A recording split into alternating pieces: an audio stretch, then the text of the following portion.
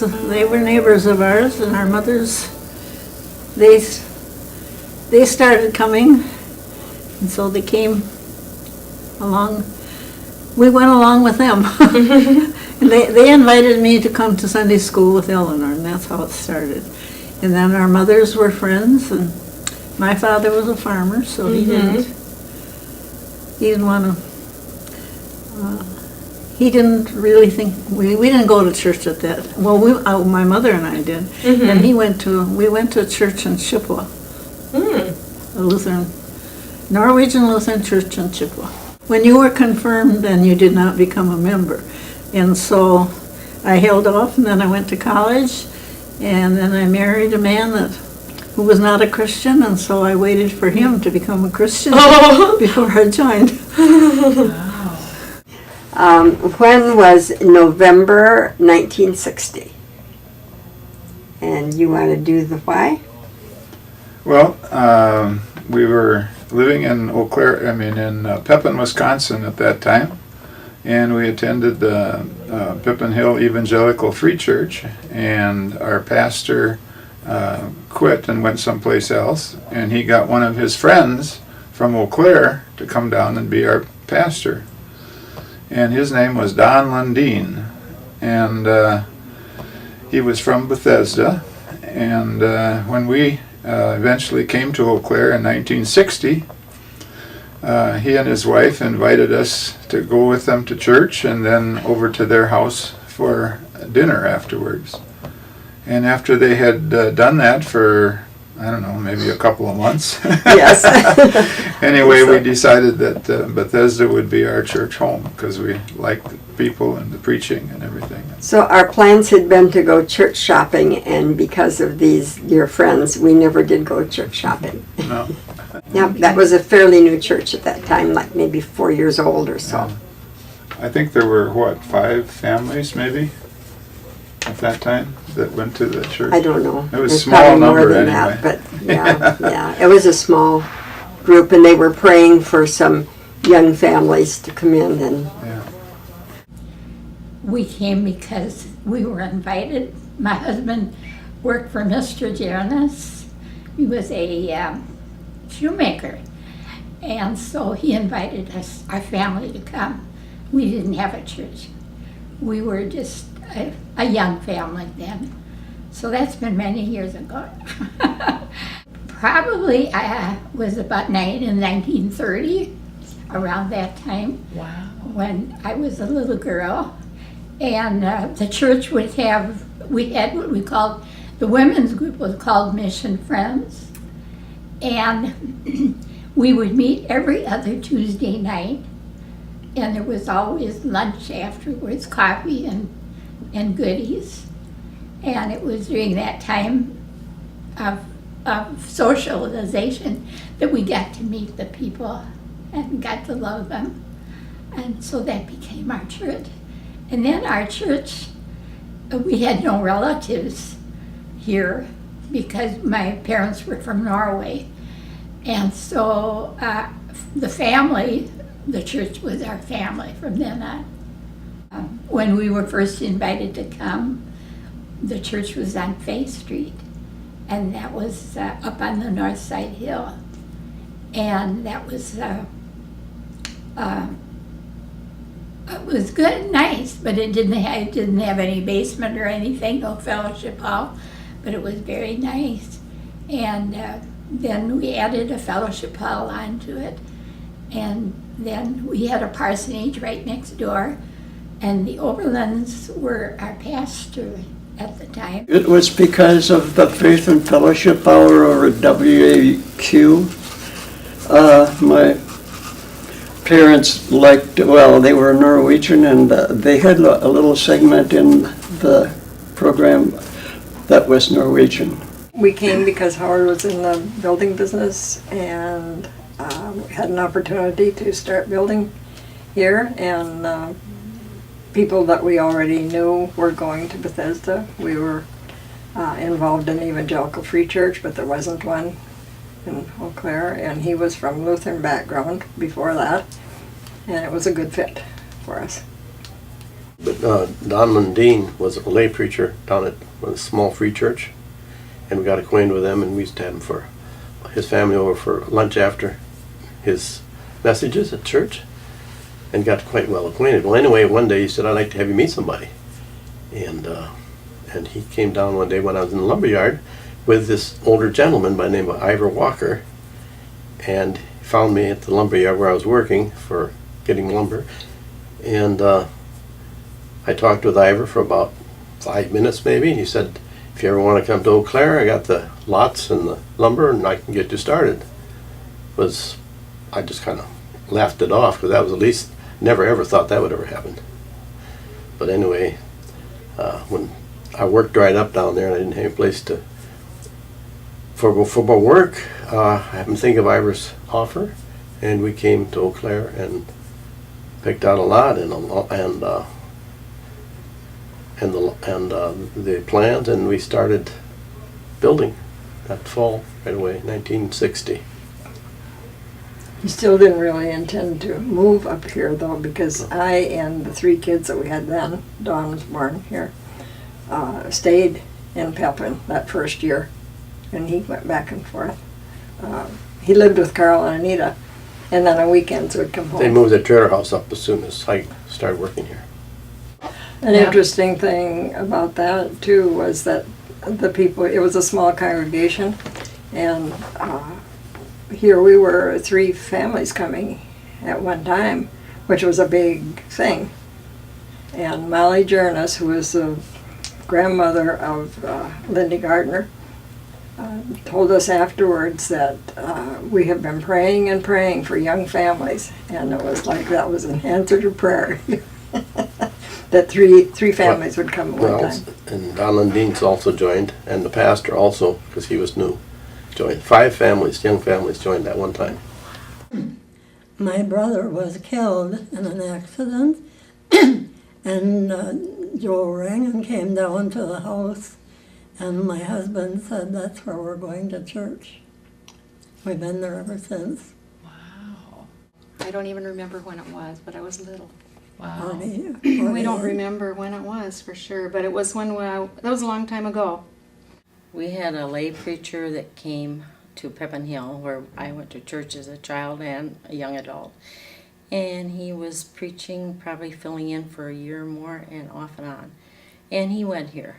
There was no church of that denomination, so we came here and we liked it. We stayed. Actually, as my mother had me have Pastor Norheim, who was the church pastor at that time in 1940, she had him baptize me, and then interesting, many years later he came back and he married my Lois Norheim, who was his niece. So, and then Mom and Dad started coming at, I think, in 48. There were 5 children of us, and I think they came here, my parents, I think they started here shortly after they were married, maybe? Because my dad was he was born in Eau Claire too, about 200 years ago. No, that's a bad joke. But my mother was born down in the Chimney Rock area, so and then they married and they lived in Eau Claire. Ivor Walker, this contractor, married the sister of my dad. Anyway, they only lived, the Walkers lived about a block from the church, and so, he was one of them that started building it, or, having his employees do that. And my dad worked for him for that business, so he was a real good builder. And we lived about, half a mile from the church, so we walked. My mom didn't drive. My dad was on the highway, being a state building inspector, but we walked to the church, rain or shine, and we just had a good time. About 4 or 5 of us went and walked and laughed and had a good time.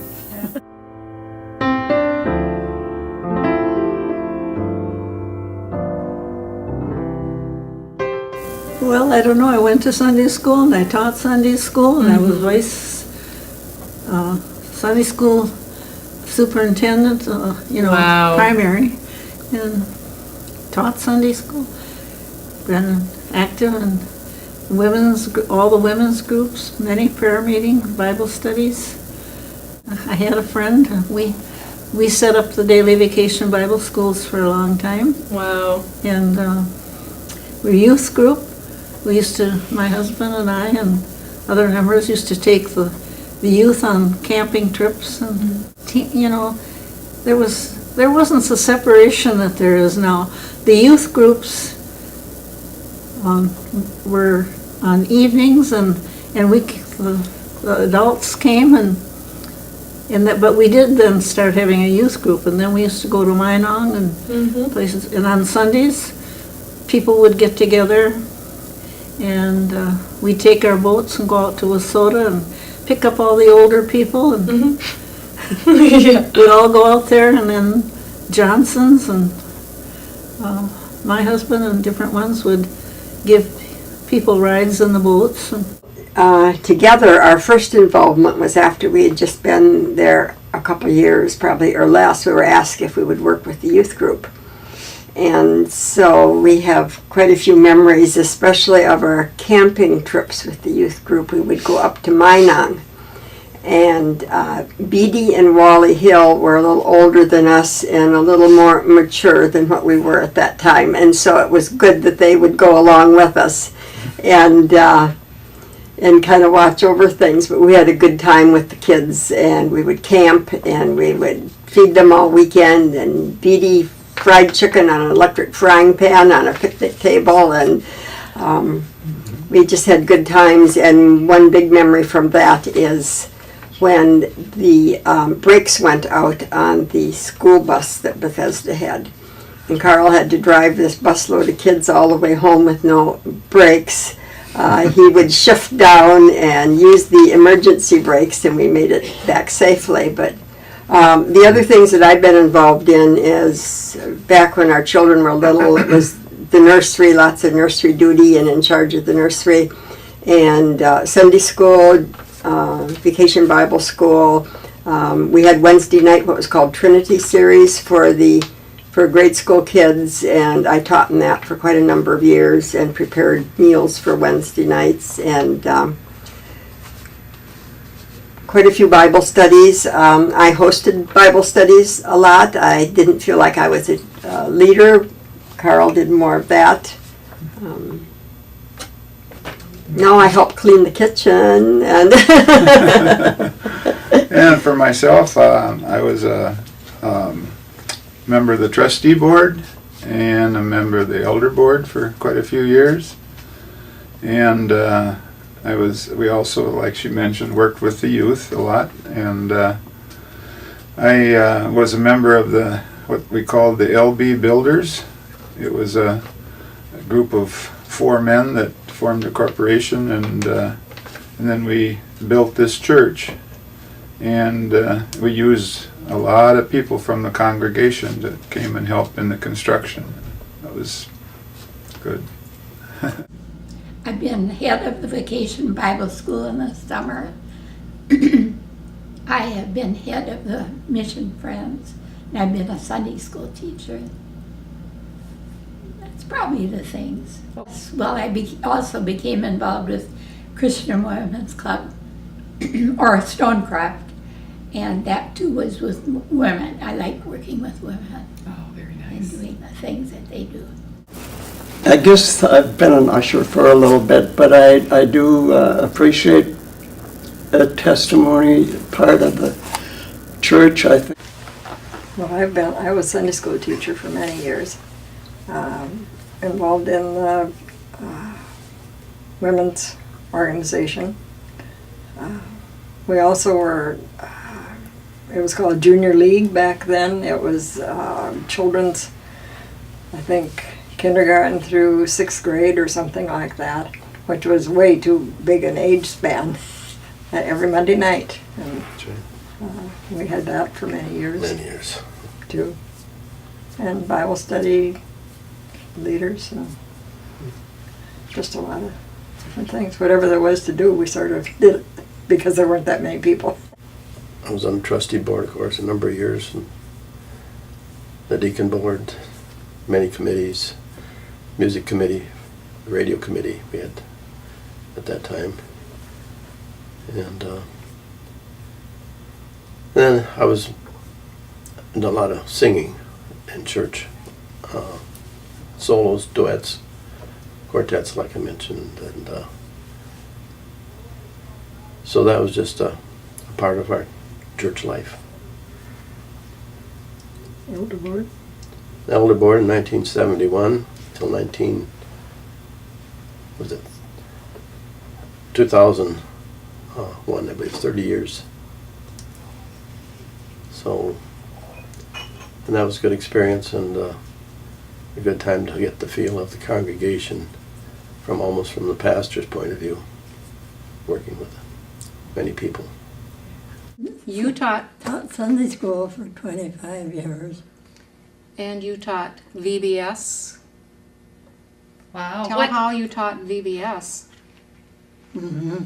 How did you do it? Remember? In the church sanctuary on your knees? On my knees. In the pew ahead of the class? Oh, the kitchen committee. She washed lots of dishes. Lots of That was my gift, was washing dishes. That was your gift. And she sewed slip covers for the pastor's wife in the parsonage.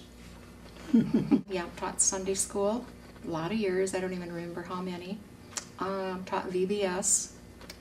Was on a lot of mission committees, a lot of women's committees. Bible school, Sunday school teaching, and different things in that area. And we had mission friends, we had potlucks, things like that I worked with. And I don't remember if I know all the other things here. And so we had a lot of things that I enjoyed. The Bible studies, I worked with that. Sunday school, Bible camps, different ushering for many years, trustee board, helping with ushering and different things. Yes, I taught Sunday school, and we taught Bible. I taught Bible school in the summer, and then let's see, what else did I do? We cleaned the church quite often. A bunch of us would come over and have almost like have a party. We'd have coffee and everything after we were done. But that was a fun time to get together to compare notes and babies and all that stuff. Taught Vacation Bible School, sang in the choir. And then we had our ladies group that would meet once a month, maybe. I think it was about like once a month. And then some of us, the younger gals, got together once in a while for coffee, meeting in the evening. Just maybe once a month.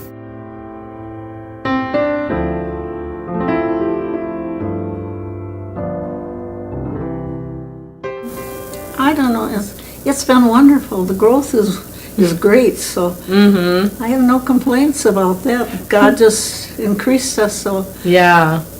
But that was, it was a very cozy, we knew everybody. Well, I almost did up on Lexington and Polk too, and of course my husband then was involved in, the carpentry work, and that he was good at that.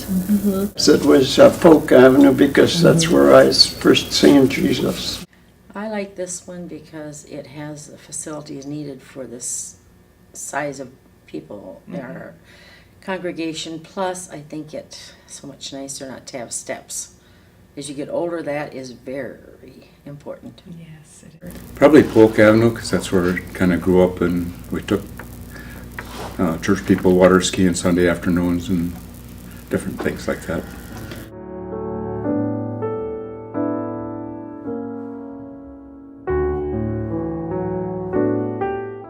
One thing that I remember particularly is, we had communion during the week, I think. We didn't usually have it on Sunday morning. And so during communion was a time of fellowship and sharing.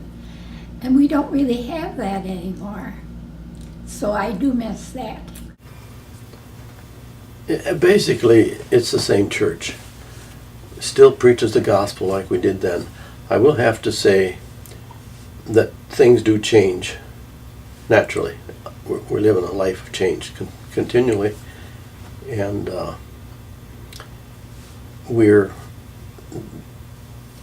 church over there was a very, what's the right word? More legalistic, I would Yeah. say. You didn't go to movies, you didn't go bowling, you didn't associate with people that, young people. They're very concerned about the young people associating with other people that were not Christians. And sometimes even in other churches. It was just, well, I think I think the church is much better now.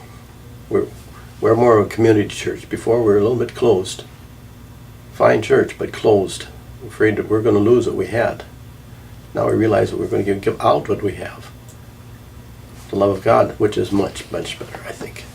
Well, all the Bible studies and the Sunday school and VBS is amazing, and they're doing so many more things, touched twice, and yeah, there's a lot more going on, more people. I love it. Well, I think most things we've done, maybe not quite as much community, but the people were out in the community and bringing people in, and I think there was a lot of things that are pretty much the same. Mission friends, they'd have missions people come in, or someone at the synod, or a missionary that was home, and we'd have a potluck. And it was really a close-knit that way, and people were familiar with what the missions were doing. We have some of them now, but we had it once a month. Well, I remember my dad was on the building committee when they were going to build the Polk Church, and with Ivor Walker, and at that time some people were thinking, why did we were building that church that was so big? And Ivor Walker, Dad said, well, if we keep having pastors that'll preach the Word of God in its truth, there'll be a day when this church won't be big enough.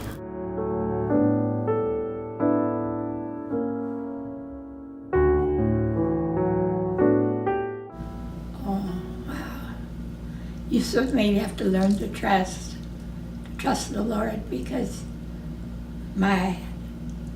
many times there was no communication, and we had to, at first, 18 years ago or 19 years ago now, when they first went out, and of course there were no telephones out there or things like that, so it helped to learn to trust.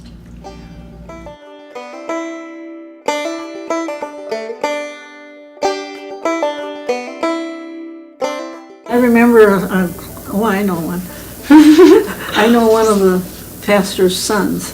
Mm-hmm. After church, they used to come out, the children would probably come with somebody, and then the next week they'd stay with somebody else, and then till the evening service.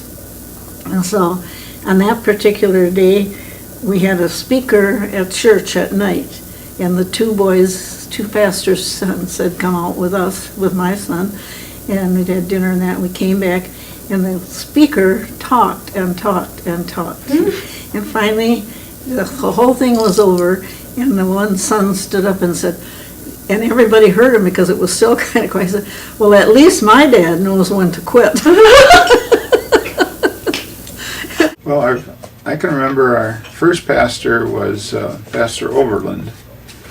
And one time he and I were talking about music, and we got discussing about the new modern Christian music. And he made the comment, he said, some of those songs, there's not enough gospel to save a cat, he said. The one thing I was thinking back on, and this had to do with Pastor and Mrs. Overland too, and the parsonage is right next to the church, and it was, we were quite new to the church, and they were inviting some of the young couples in for coffee after the Sunday evening service. And of course it was just understood that, everybody drank coffee, didn't they? And I had tried a few times before and thought it was the worst stuff ever, and she poured me this cup of coffee, And I sipped away at it and got it down a little ways, and it wasn't long, and she was there trying to refill my cup again. And, thinking back on it, now I would just say, I'm sorry, but I don't drink coffee, it's just that I don't enjoy it. I didn't want to offend her. But I didn't want to say that. I was too shy then, I guess. So I was the Mission Friends president, and the Mission Friends were the ones that did the extra things that needed to be done at church. And one day I was working at my husband's office. My husband was a chiropractor, and I worked behind the desk, and here comes Pastor Oberlund in, our pastor, and he said, Eleanor, I'm wondering if there's any chance the Mission Friends would buy a new sink for our parsonage. My wife struggles with the sink, and it's leaking and everything. And I said, oh, I'm sure that would be possible, but the person that I needed to talk to then was Mr. Walker, because he is the one that would get things done. And so I talked to Mr. Walker, and I told him that the Oberlands needed a new sink. We needed a new sink, and he said, well, what we need is a new parsonage. And so that was kind of exciting. Then he started to tell me that his company had bought property up in Putnam Heights, and there was one place that he had particularly in mind for a church. So, but maybe, he said, maybe we could build the parsonage first, since they needed a new sink. And so the church went ahead and bought the property and built a new parsonage. So Mrs. Oberlund had not only a new sink, but a new home. And eventually then the church was built, and that was exciting. And then we moved from that church to a larger church, and it's all been exciting to see how God works. Well, we took a trip to Florida with the Wordalls one time, which was very interesting. It was fun. We had a good time. Pastor Wordall is a go-go guy, so you didn't do much sitting around. We went to Boca Raton. They had a Bible Town. yeah. We went to some. They had. It wasn't a week, but several days of meetings that we went to Bible Town, USA. But then we could go sightseeing and that Yes, in the afternoon. So it was a fun. it was fun. Trip. I was on the planning committee when we built, looking for a lot before we built this church, and we located a couple lots, and the congregation voted on this lot here that we're now have our church on. Anyway, I was the chairman, and so they thought I should be the MC of the money fundraiser. So that night, as we were getting ready, Twyla says, "Are you nervous?" I said, "No, I don't. Not too bad." "Well, how come you're spraying your hair with Right Guard?" Oh my goodness. I remember one funny thing when you were sewing slipcovers for the pastor's wife in their home, and the pastor's wife was so busy. She was having company for dinner, and she was busy making the meal. Just like that, it was all put together. Just like magic. Yeah. I just remember, this isn't all that long ago, but I came over here to do something during the week, and Susan Jacoby was always here working and decorating, and her little Grace was just a little girl. And she didn't know me, she didn't remember me, but I know her. And she took my hand and we walked down the aisle, down the hall, and all of a sudden she stopped and she said, "Are you a stranger?" I remember you telling about something with VBS. they had to plan all of their own crafts and Yeah. all of their own lessons, everything Yeah. they had to do. And one time they were doing a project with wood and they were supposed to shellac something, and you looked, and what was one little boy doing? Slacking his hair, His arms. his arms. Well, we had prayer meeting down front in this church on the left, way down front. And there was probably 30 people. I don't remember exactly, but not a lot. And I had to sneeze. And when I did, I grabbed a Kleenex, but it didn't quite cover my mouth, so it made a very zinging noise going across my friend and her husband, and everyone in there got giggles. And the pastor kept on going, but he surely got red in the face. It was embarrassing, actually. Don Wiem and Lloyd Schiffer and Steve Hill and I did a lot of dirt bike riding, and we decided by the Dairy Queen on Menominee Street to go through the mud and then get to the east lobe of Half Moon Lake. And we're up on the bank, and Pastor Wild said, "You know, it doesn't look too deep here. I think we can probably drive across here." And we said, "No, it's deeper than you think." And so we'll help you drag it out if you have trouble. And he went over the bank and ended up completely underwater, except his helmet, his head was still dry underneath the helmet. Dragged it up on the bank, and when he went to start it, it filled with water, so we had to get it going again, and it worked fine. But I don't let him forget that. We were having special meetings at that time with Norheim. And I think I was about 9 years old, didn't I say? Well, 9 or 10 or something like that. And I was sitting in the back, kind of in the backish, with my mother. And he was giving the invitation to come forward to accept the Lord. And I really, I wasn't really into it. But my mom said, "Well, she's giving me a poke.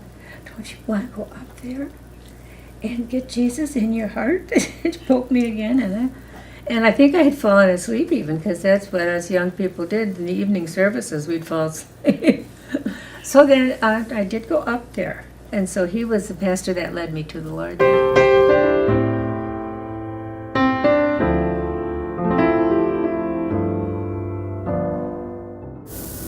I guess one of the favorites, but I wouldn't want that at my funeral, is "Break Thou the Bread of Life" to me, but oh, there's so many. "My Jesus, I love thee." That's one I really like. Oh, mine is my tribute. And I feel that it's a song that kind of tells my feeling about God should get the glory for anything that I've done.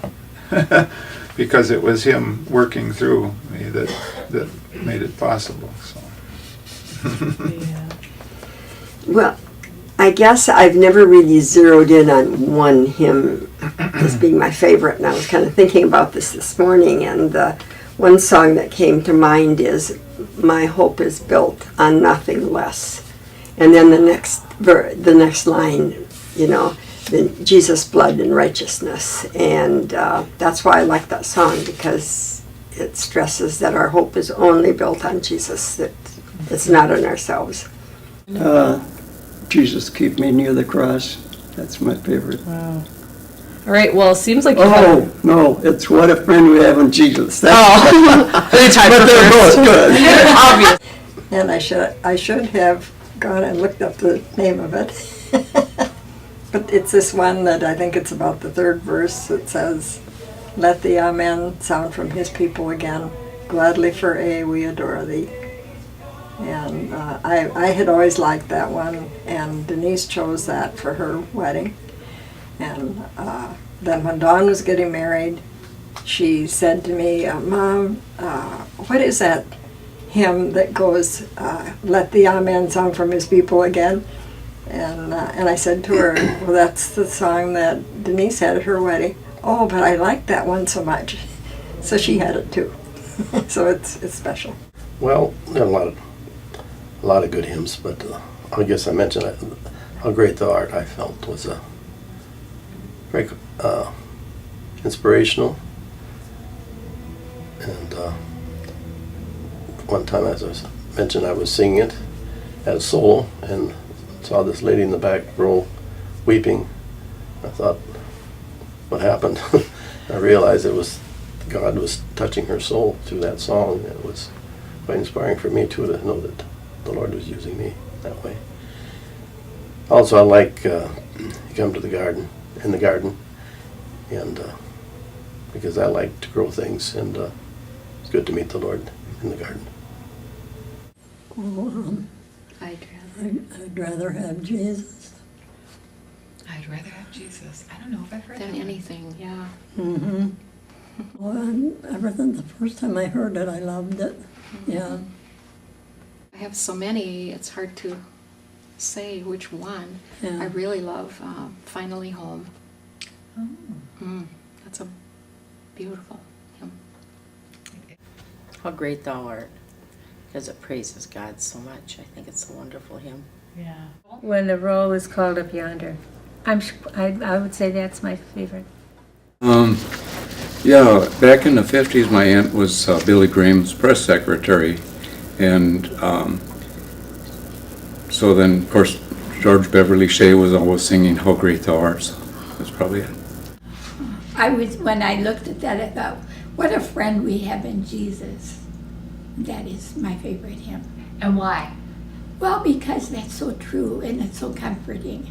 I have it on my record player at night when I go to bed. So that's one of the hymns, and that's my favorite one. Wow. Although I always liked In the Garden too. That's a good one. But you don't hear it that much anymore.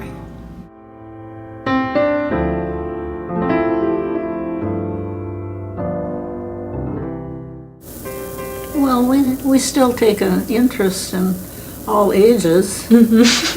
I think probably right now there's a lack as far as older. And I think the youth is very important. I do think that's an important part. We spend 6 months out of the year in southern Texas, and so we're not around here as much. And I realized this morning that apparently we're not, because someone asked me if we were new here just before we were coming to be videotaped for being here for over 50 years. Well, I guess what impresses me is that when we do come back now, and we're down in the Sunday school room, and then we come walking back afterwards, and you're meeting people kind of going against the grain, you know, and I'm amazed. There's not many people I know. There's so many new people, and that's great. That would Yeah, be that's wonderful to see that, and to see a lot of young families, and I think a church needs a good mix of people, and we have a good mix here, I think. Right. I'm just so thrilled that we're inviting and getting new people. In fact, my daughter said to me the other day, Mom, I invited our neighbors, and they've been there for 2 Sundays now. And I thought, well, that's what it's all about. She's not only a missionary over there, but she's a missionary here too. And they said, we've been thinking we should go to church. So I think that was a challenge to me, and I think it should be a challenge to all of us that we need to invite people. Yeah. We don't know what their needs are, but we should invite them. The outgoing reach for the lost people, it's a concern in Bethesda for lost souls, and I would never go to a different church. One thing we did that I remember, well, for one thing, if the church doors were open, we were all there. And it was everybody. We had Wednesday night prayer and Bible study. All the kids were there. And we heard the old people praying, and I'll never forget their prayers. Some of those old pioneer people there. Molly Jonas. Molly Jonas, yeah. And even her husband, Ovi. Yeah. I just feel so at home here. This is the only church really that I've come to steadily. You know, Sunday after Sunday after Sunday. Well, I always think when I come on Sunday how peaceful and just like coming home. And I think it's the people, you know. We had many people and we were very close because there were so few at first when we were at the other church and then coming here, and then it started growing. And you grow with it as far as the people. And I think it's a very close-knit church, and I think it's a mission-minded, and it's got God's word is what's the most important thing.